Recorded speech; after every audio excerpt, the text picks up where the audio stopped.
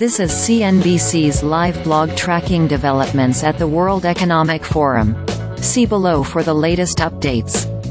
Political and business leaders continue talks at the 54th annual meeting of the World Economic Forum in Davos, Switzerland, on Wednesday. UN Secretary General Antonio Guterres, Spanish Prime Minister Pedro Sanchez and French President Emmanuel Macron are among the speakers addressing delegates at the Swiss town's Congress Center. The European Union's investigation into state subsidies given to Chinese electric vehicle makers is progressing and should deliver its results within 9 to 11 months. Valdis Dombrovskis, Executive Vice President of the European Commission, told CNBC on Wednesday.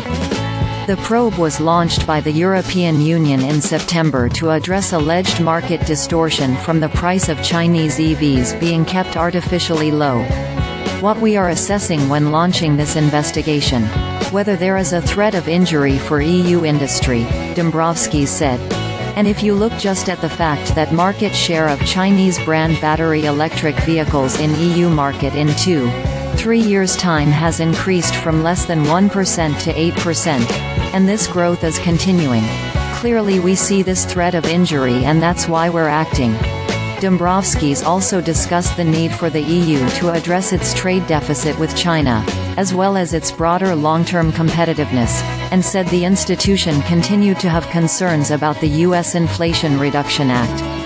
OpenAI founder and CEO Sam Altman said he felt super confused and super caught off guard the night when the company board removed him from his post, describing the experience as wild.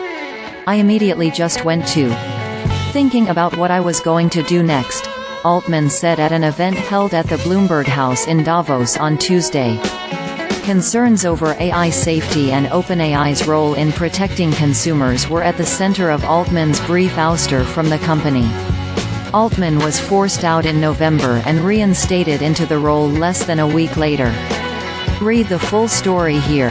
Iranian Foreign Minister Hossein Amir-Abdollahian said his country wants to stop the war in Gaza, and that U.S. cooperation with Israel is the root of insecurity in the region.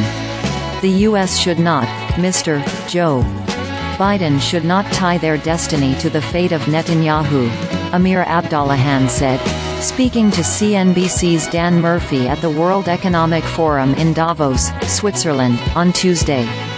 The U.S. has expressed steadfast support for Israel in its war against Hamas in Gaza, and the minister's comments came as the Israel-Hamas war dragged beyond its 100th day. He sought to deny claims that the Islamic Republic is aiding Yemen-based Houthi rebels, who have disrupted global trade in their attacks on vessels in the Red Sea. Read the full story here. U.S. Secretary of State Antony Blinken talked to CNBC about his meeting with Ukraine's President Volodymyr Zelenskyy at Davos on Tuesday.